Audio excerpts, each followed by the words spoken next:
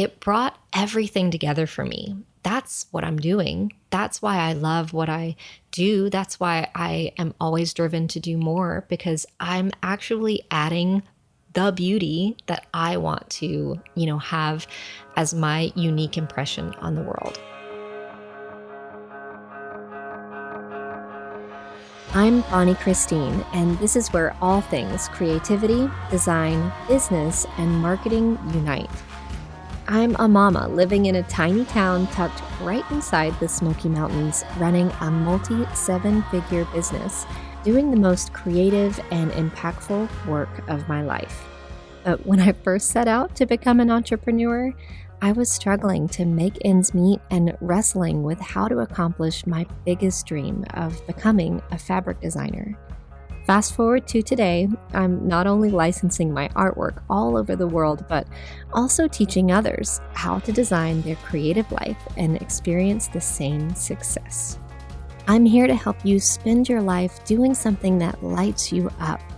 I'll help you build a creative business that also creates an impact, changes people's lives, gives you all of the freedom you want, and is wildly profitable. Welcome to the Professional Creative Podcast. The year was 2011, and little did I know that I would learn more about myself and life and how everything works in the world than ever before. I think about this year all the time, and so this was the year that I took to do nothing but create. I gave myself permission to do nothing but create for an entire year, and it was beyond profound. I learned 10 things that I want to share with you today. And I really have no notes. I have 10 prompts that I want to talk about, but no notes beyond that, because I am so intimately close to the version of myself that I was in 2011. I'm going to be able to talk about this and I'm going to try not to get emotional. But this year came right after I had decided to learn Adobe Illustrator. So I wanted to become a fabric designer, had no idea how to make that happen, but I knew that I needed some skills that I didn't have. And so I spent almost another year really just learning this program. It shouldn't have taken me that long, but at the time, there was not a lot of information out there. So I was piecemealing together this whole program very much on my own, which, side note, is completely why I'm so passionate about teaching it today, because I can teach you what took me a year to learn in about 4 weeks. But anyways, this year that came after, I was kind of proficient, so I was able to make artwork, but I was such a new artist that I didn't have a body of work to speak of at all. And so I decided to just take a year in order to develop my craft. And so all 10 of these things, I think, are going to be applicable to you no matter what creative industry you're in, because we all have this time period at the very beginning, which brings me to number one. The first lesson is to really cherish your early work. I think that this is difficult for so many of us because the type of work that we see in our minds and we have in our hearts are not necessarily matching what's coming out of our hands. And that's difficult, and it's tempting to give up. It's frustrating. You kind of want to arrive already. And there's also, for me at least, there was this pressure or fear of missing opportunities because I was still here trying to refine my ability to even create the thing that I wanted to create. However, I changed my mindset around that in the moment and decided that I was going to really embrace and cherish this early time, the time before anybody knew who I was, before anyone knew that I was even trying to become a licensing artist or a fabric designer. And one thing that this always makes me think of is this philosophy called the gap that Ira Glass talks about. So there's this really amazing short video. We'll link it in the show notes. But it basically talks about the gap that we all experience between our beginnerness and our advanced self, and the journey that it takes to cross the gap between those two places, and how so often people fall off before they just broke through to the other side. So for me, I took an entire year to create about 100 repeating patterns. And I just let myself have the time, which brings me to number 2, which was to explore all the different approaches and techniques there were to creating art. Now, this could be to creating whatever it is that you create, but likely there are a million different approaches. So for me, I needed to test out what it felt like to sketch on paper with a pencil and sketch on paper with a pen and then paint. And what kind of paint was I wanting to use? What kind of brushes did I want to use? What kind of photography did I want to take?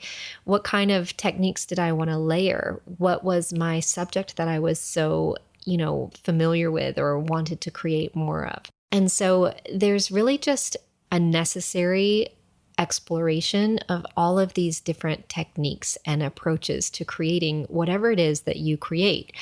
And there also has to be permission to test out some things that you're not going to end up liking. And so that brings me to number 3, which is permission to make bad artwork or bad whatever it is you create. It's actually part of the process, because if you don't test out that technique or approach, you'll never know whether it was something that would, add to your signature style or enhance the way that you create, or if it's something that you really ended up not liking. So I would say out of 100 patterns, I threw away, I didn't really throw them away, but I never used about 70 of them. I would say I came out of 100 with 30% work that I actually liked. And so this is key. I mean, you talk to anybody else, and if they said, I really don't like 70% of the work that I create, that's alarming. Nobody wants to not like 70% of what they do, right? But it is such a necessary part of just building a skill set and layering in technique over technique, which is going to end up being the thing that creates your unique impression on your craft. And so it has to be a love for this time. It has to be an embracing for this time. It has to be an exploration, and it has to be permission to make things that you actually don't like, but you learn all the way through them. Number 4 is to create the beauty that you want to see come alive in the world. And I really say this all the time, but there's heavy truth behind it, because there was a time in my creative practice where I was creating stuff. I was creating stuff because I thought I should. I was creating stuff because I saw other people creating similar things, or oftentimes I'll create things in a colorway that just kind of like go with another color. And it wasn't until I stood back and really thought, like, am I really in love with this work? Like, is this the work that I wanted to birth into the world, give life to, and bring into this world? And the weirdest thing was that the answer wasn't yes, not for all of it, at least at the time. And so when I transitioned my thought around this to not make stuff for the sake of making stuff, but to only create literally the beauty that I wanted to see come alive in the world, it brought everything together for me. That's what I'm doing. That's why I love what I do. That's why I am always driven to do more, because I'm actually adding the beauty that I want to, have as my unique impression on the world. And so this just brought way more meaning to my work. It enhanced my why, my purpose. It also enhanced my signature style because all of the sudden I wasn't creating things that looked like everyone else's. I was really just creating what I wanted to see. And so this was also, in hindsight, kind of a trick to establishing a more unique style as well. Number 5 is to grow a love for yourself and where you are right now, no matter where that is. And so it's similar to cherishing your early work, but as a practice, once you learn to love where you're at, even when you're not technically where you want to be yet, you love yourself where you're at, you'll take that through every stage of your business. And so sometimes we long to be in a different place. Maybe we miss the earlier days where things were just easier and there was less pressure. Or maybe we long for a more advanced, more successful version of ourselves. But I think it's incredibly important to just love yourself where you are right now. You're not behind. You're exactly where you need to be. And you have gotten to where you are today, which wasn't easy. And so even if you're not exactly where you wish you would be, I think it's important to grow a deep love for where you are and appreciate all of the things you've done that have gotten you here. I am so excited to share with you a brand new project we've been working on. It's called 60 by 60 because there are 60 incredible artists who have come together to share with you one way that they create income from their artwork in under 60 seconds each, which means that it's 60 minutes of incredible knowledge and wisdom being shared by some insanely talented artists that I know you're going to love. Our hope is that it not only shows you what's possible, but it also encourages you and helps you get clarity on the very next steps you want to take in your own creative endeavor. And it's entirely free. We've also created an interactive directory with all of the artists included so that you can go dive into all of their worlds and get to know them a little bit better. To watch the video, head on over to bonniechristine.com/income. Again, that's bonniechristine.com/income. You'll be able to watch the 60 by 60 video right away, and we cannot wait to meet you there. Number 6 is how good it feels to be obsessed with developing a skill. I don't know how to say that more quickly or more concisely, but when I think back on this year, I can't help but smile because it was so fun. I was literally obsessed. I was enveloped in this, completely surrounded by this effort of creating artwork.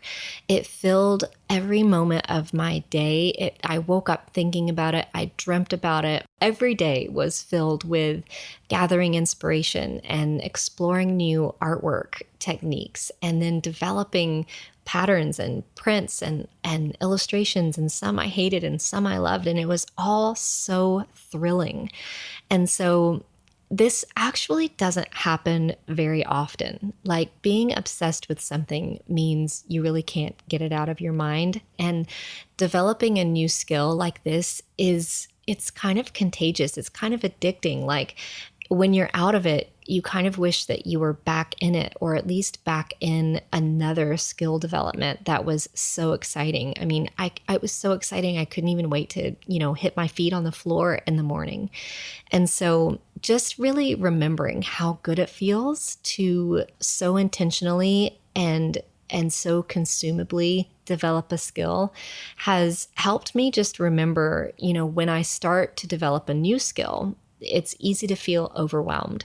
And so remembering that actually once you get started, it's so fun to just see the progress and explore and figure out new things, that it helps reduce the overwhelm, and it just helps me get excited about it.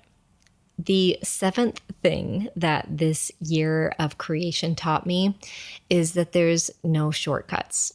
There are no shortcuts to success. There aren't overnight successes usually. There's no shortcut to a signature style. There's no shortcut to your landing a dream contract or job. It takes putting in the work, and not many people are willing to put in the work. And so when you put in the work, there is this whole groundwork that gets laid that sets you up for success. And there's really just no way around it. There's no shortcut. There's no shortcut to developing, the skill set and specifically the style that you want. It just takes creating the work. And so give yourself permission to just relish in the process. The process is slow. The progress is slow, as it should be. Number 8 is related. It's that clarity only comes in the doing. I could sit at the beginning of this year and just crumble into a million pieces on the floor from not knowing all the things that I was going to need to do. I didn't know. It was overwhelming. It could have been stressful, but I didn't need clarity. Even though I would have liked it, I didn't need to have it because clarity came in the doing. It's just the getting started that's so hard. But once you begin doing, clarity will come. One question will lead to one answer that leads to another question that leads to another answer. And then you'll get to a place where you're able to look back and you'll have so much clarity that you would have never had at the beginning, but you must just begin. Number 9 is that we can do hard things, and in turn, hard things become easier with practice. This was hard. It was probably one of the hardest things I've ever learned, hardest things I've ever done, hardest things I've ever had to develop, but it was so worth it. And it does become easier because today it doesn't feel hard at all. But I wasn't sure at the beginning that I would be able to do it. And I'm sure you feel the same way. I'm not sure, like today, I'm not sure that I'm going to be able to learn how to throw pottery. I have a hunch that I can, just because I know that I can do hard things and learn new skills. But I'm at that weird place where I'm like, I don't know. And I was at that weird place at the beginning of the year, and this year as well. It feels so hard. I don't know. What if I can't? What if I don't end up creating anything that I like? What if everyone thinks I'm silly? What if I am not successful? What if I have to go back to a day job? It's all very difficult, but we can do hard things, and those hard things become easier with practice. Number 10, learning something that is considered a hard skill will open so many doors for us. And so let me unpack that one a little bit. I consider learning Adobe Illustrator a hard skill, meaning it can be used in almost any industry, in almost any country, or I would say any country, any industry can utilize someone who has this skill set. And so it was almost like insurance as well, because even if I couldn't create an entire career on my own, at least I had learned something considered a hard skill that would make me a potential asset to companies all over the world. And so truthfully, learning Adobe Illustrator has opened more doors for me in my life than anything else, truly. I always get this question of like, well, do I have to? And can I use another program? And can I kind of piecemeal it together with all these other things? And I'm like, you can, but no one, and I'm serious, no one has ever told me that they regretted learning this program, because it's such an enhancement to your skill set. Even if you don't end up turning out to be, a graphic designer or an illustrator or a surface pattern designer, it will open up so many doors in your own life. You'll be able to create your own business cards. My mom uses Adobe Illustrator to create her own sewing patterns. Like, illustrated and written instructions for quilting. And then she also uses it to create SVG files for her Cricut machine and her Glowforge machine, which is such a cool thing. Like, I don't teach that, but by way of learning Adobe Illustrator, she's able to take it and do all these other things with it. Just to bring home my point, it's a hard skill. And so anytime we can learn something that's applicable to multiple industries across multiple, decades, across multiple countries, that is a skill set worth learning no matter what. Talking about all of this makes me curious as to where you are. Are you at the beginning? Are you possibly entering what you would consider early work? Or are you reflecting on it? Did you make it to the other side? Did you make it across the gap and you're lovingly looking back on your early work and really just wishing that you could go give yourself a hug? That's kind of where I'm at. Even though this never goes away, I'm in this early work stage with other things that I'm trying to learn right now. And so the gap is really interesting to me. And I think anytime we can just give ourselves permission to take time to create with no pressure, there's no obligation to share all of this on social media or monetize it or even use it. You can even make it and throw it away. It's just permission to explore and develop and enhance your skill set. And then you come out the other side with this refinement that is noticeable. I can kind of always tell when someone has just rushed through this stage and felt like, okay, I'm here already, which is so easy to do and so tempting to do. But when people really marinate in this early time, in this early work time of exploration and development, you come out of it with such a refinement that you make up for any lost time in no time anyways. My friends, no matter where you are in your journey, I just wish you so much love and so much success.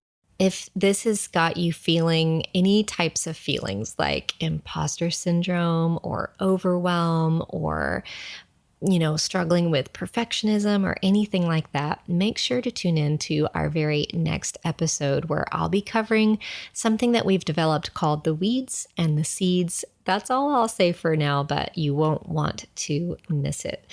I will see you on the very next episode. Thank you for listening to this one of the Professional Creative Podcast. Don't forget, you can get today's show notes and all other episode show notes over at professionalcreative.com. Like I said, work to create the beauty that you want to see come alive in the world. And remember, there's room for you. I'll see you next time.